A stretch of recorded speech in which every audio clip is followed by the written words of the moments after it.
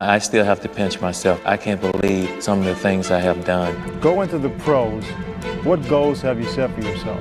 Well, number one, I would like to be the all-time receiver. Is one of those once-in-a-lifetime experiences. And Rice made an incredible catch! The greatest receiver of all time. He may have been the greatest football player of all time. He stands alone at the pinnacle of National Football League history. Oh, what a play! Jerry Rice! 16th pick in the first round. Wide receiver, Jerry Rice of Mississippi Valley. I had that hunger, that desire, and I was not going to let anything stand in my way. What records have you broken? And the answer I would give is basically all of them. If fate hadn't intervened, you may never have discovered your supernatural talent. You came from a town nobody's heard of, and yet you went on to dominate every single Sunday and sit atop the NFL record book's untouchable. So, just how dominant was Jerry Rice actually? While most future NFL stars spent endless hours as kids practicing their craft, that was absolutely nowhere near Rice's reality. I feel like we can make a repeat, but we got to work hard at it. Pump fake by Montana, launches it for the end zone! Jerry Rice! Oh, what a catch by Rice! Growing up in Crawford, Mississippi, a tiny town with barely 600 residents, he was one of 8 children. You know, I think growing up in Crawford, Mississippi is just like all family. Everybody, they were very close. You know, coming from Crawford, Mississippi, it was all about family, everyone knew each other, and it was tight-knit. With 8 mouths to feed, Rice's parents worked relentlessly just to keep everyone alive. Mrs. Rice spent her days cleaning homes for wealthy families. He's running. He's the running little kid they ever see. While Mr. Rice laid bricks alongside whatever other work he could find. To help contribute, Jerry and his siblings would regularly pick cotton, corn, carrots, and work on the fields. Well, life was extremely difficult, but I think it taught us about hard work and commitment. You know, we didn't get everything handed to us, and we had to share clothes and wait our turn for things. Well, it was very tight, but I think it taught us the meaning of hard work and dedication. You know, we didn't have everything, and we had to wait out our turn for clothes, for everything. But by his high school years, Rice's attention was completely removed from professional football aspirations because he hadn't even joined his school's team yet. He enjoyed playing with neighborhood friends and watching games on television, but his mother believed the sport was far too violent for him to participate in his school's program. Then during one ordinary school day, Rice was misbehaving, and his entire trajectory shifted. His school's assistant principal discovered him and another student cutting class, so Rice ran away like he was escaping danger. The assistant principal was absolutely stunned by Rice's incredible speed and immediately informed the football coach about what he had witnessed. The coach wasted no time offering Rice a roster spot, but there was an obstacle. His mother remained opposed to him playing.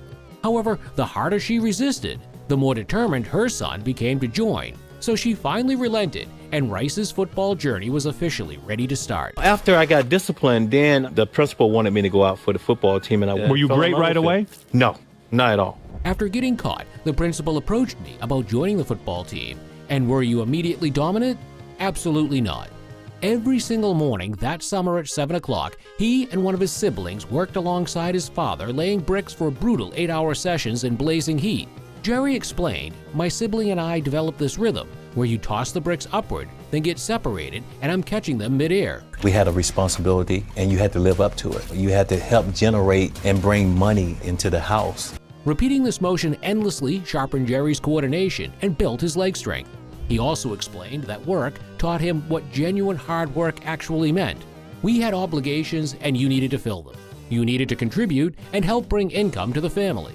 And as if those punishing daily sessions weren't brutal enough, after work, Rice got transported to 2-hour football sessions, and after those concluded, he'd run 5 miles home. Rice admitted he wasn't the most naturally gifted or skilled athlete on the roster, but he possessed something none of his peers had: an understanding and commitment to hard work. By his junior year, Rice was in phenomenal physical condition and prepared to finally demonstrate his abilities on the field. You're going to be a football player when you grow up. Today is the best day of your life. Believe it. He might be the finest quarterback produced in the last 10 years. He competed on offense and defense as a receiver, and in the secondary, But because his school was tiny, most of his statistics weren't properly documented. But according to sports reporters from that era, Rice, during his senior campaign, hauled in 50 receptions for 30 scores. But whatever his exact production was, he accomplished enough to receive Mississippi All-State recognition and interest from major programs. Over 40 Division I schools reached out to Rice, including his dream destination, Mississippi State University, but none believed in him sufficiently to provide a scholarship. The sole program willing to do that was Mississippi Valley State, a Division I AA institution. Reflecting on his commitment decision, Rice explained Mississippi Valley dispatched a coach, and I got to speak with him and shake his hand.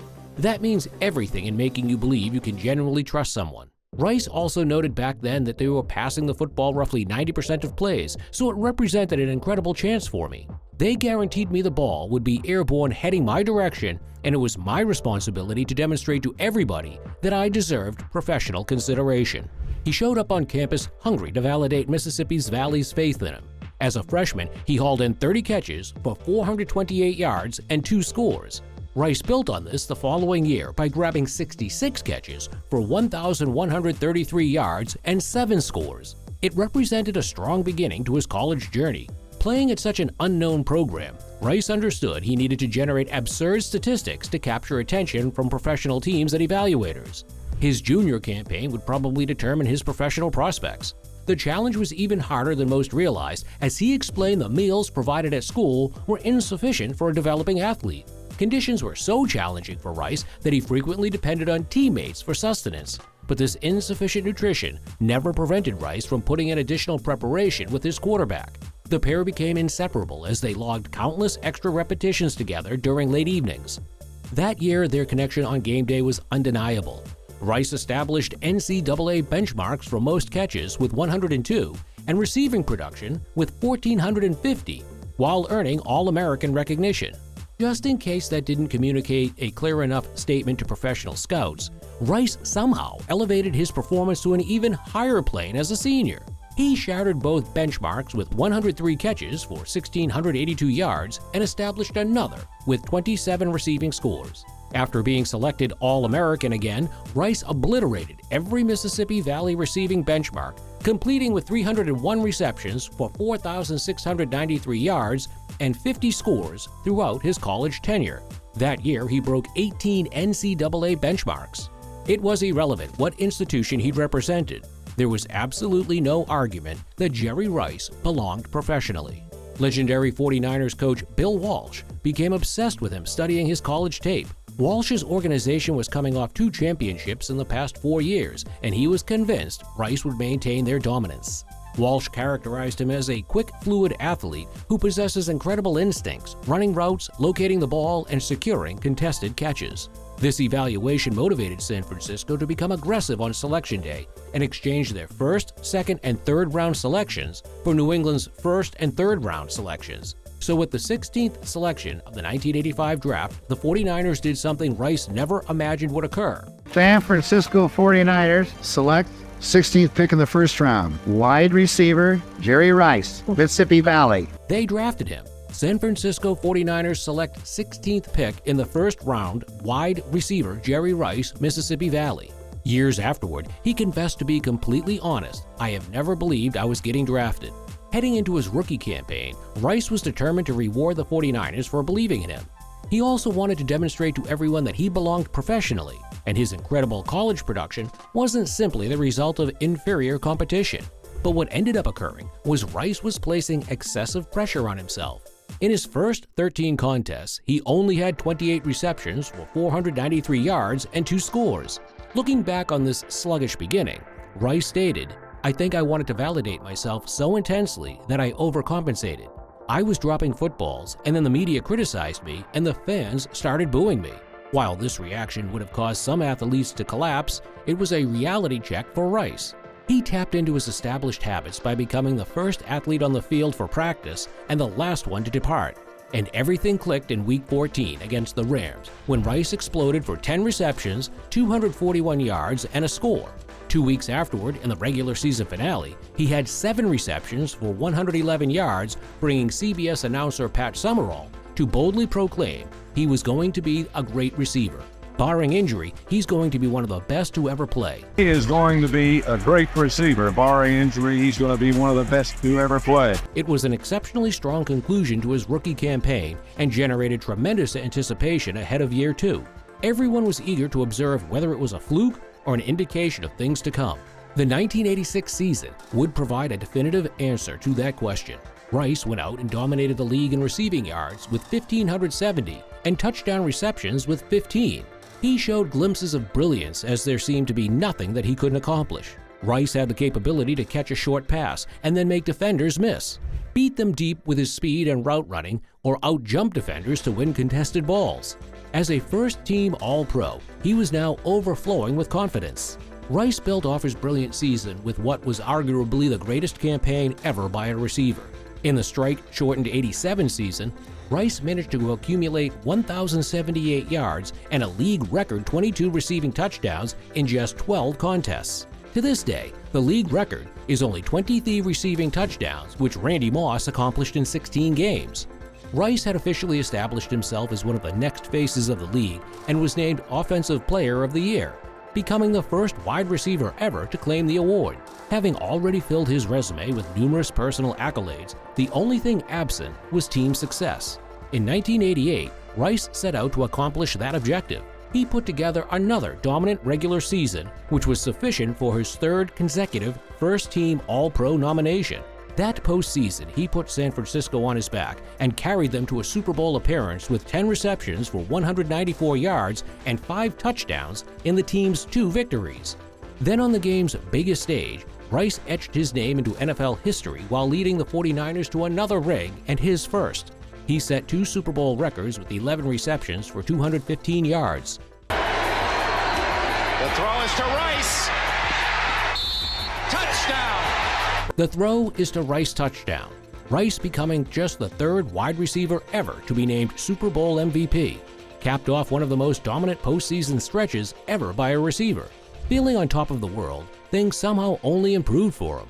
The following season, Rice dominated the league in receiving yards and touchdowns with 1,483 and 17 before winning his 2nd ring. And again, he rose to the occasion in the Super Bowl with 7 receptions for 148 yards and 3 touchdowns. In 1990, Rice won the league's unofficial Triple Crown for receiving by leading all 3 main categories with 100 receptions for 1,502 yards and 13 touchdowns. Realistically, Rice couldn't have scripted his first 6 seasons any better. He already had enough accomplishments to last an entire career. By this point, it was just accepted that Rice was unguardable. No matter what scheme an opposing defense created, he was going to get open. And over the next 4 seasons, Rice only continued his reign of terror on opposing defenses. During that stretch, he amassed a staggering 374 receptions for 5,409 yards and 52 touchdowns, leading the league in receiving yards and touchdowns twice respectively, and adding another Offensive Player of the Year award. And to cap it off, in 1994, Rice brought home his 3rd ring while making more history. Just as he had done in his first 2 Super Bowls, Rice made it look like he was playing against a JV team. He finished with 10 receptions for 149 yards and 3 touchdowns. This took his combined totals in that particular game to historic levels, as his 28 receptions for 512 yards and 7 touchdowns were all career Super Bowl records. As people seem to take Rice's greatness for granted at this point, it would take him doing something truly special to surprise anyone. And that's exactly what he did during the '95 season, as he set a league record for most receiving yards in a single season with 1,848. It wasn't until 1997, at 35 years old, when Rice started to look human for the first time since his rookie season. In the 49ers season opener, he tore his ACL and MCL. And as unbelievable as this sounds, Rice, up until that point, had never missed a game throughout high school, college, or the NFL. And while this injury should have forced him to miss the entire season, Rice ignored doctors' orders so that he could return in time for Joe Montana's jersey retirement. In that week, 16-game Rice electrified the crowd by catching a touchdown in his return. However, there was a cruel twist. As he came down with the ball, he cracked his left patella. This time, his season was officially over. Coming off these serious injuries, people began to wonder how much he had left in the tank. And heading into his 14th season at the age of 36, this speculation was more than fair. But if anyone could find their way back, it would be Rice, the workhorse. He grinded all offseason, rehabbing his knee and trying to regain his form. In yet another chapter, where Rice defies all logic, he went out and became the oldest receiver ever to record a 1,000-yard season. He followed this up with 2 more solid seasons before the unthinkable happened. Having suffered 2 consecutive losing seasons, the 49ers decided it was time for a rebuild and said goodbye to the longtime face of their franchise. After being released in the 2001 offseason, Rice signed with the Raiders. Now 39 years old with 16 seasons under his belt, he should have been running on empty. Instead, Rice managed to do things that only he could do. He put together back-to-back 1,000-yard campaigns and led the Raiders to their first Super Bowl appearance in nearly 20 years. That is crazy to play for such a long time. I had conditioned my body in a way that I could play for a long time. But for the first time in his career, Rice came up short in the big game. Despite his 77 yards and a touchdown, the Raiders lost to the Buccaneers. That season, he was named an All-Pro and Pro Bowler at 40 years old.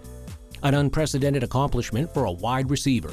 After a frustrating 2003 season and start to 2004, Rice demanded a trade. 6 games into that year, he went to Seattle in exchange for a 7th-round pick.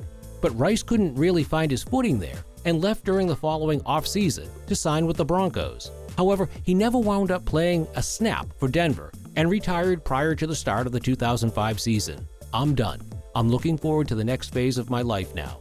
On his way to being named first-team All-Pro 10 times, Rice led the league in receiving yards and touchdowns 6 times respectively.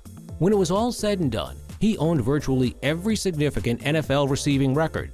Some of the more notable career ones were receptions with 1,549, receiving yards with 22,895, 1,000-yard receiving seasons with 14, and total touchdowns with 208. To this day, Rice still owns NFL records for most career receptions, receiving yards, and touchdowns. Nobody has even come close to some of these, with Rice having over 5,000 more yards than the next closest person and 41 more touchdowns. From the eye test to his individual records to his team's success, there is no debating Jerry Rice as the greatest wide receiver of all time, nor his spot on football's Mount Rushmore for all players, regardless of position.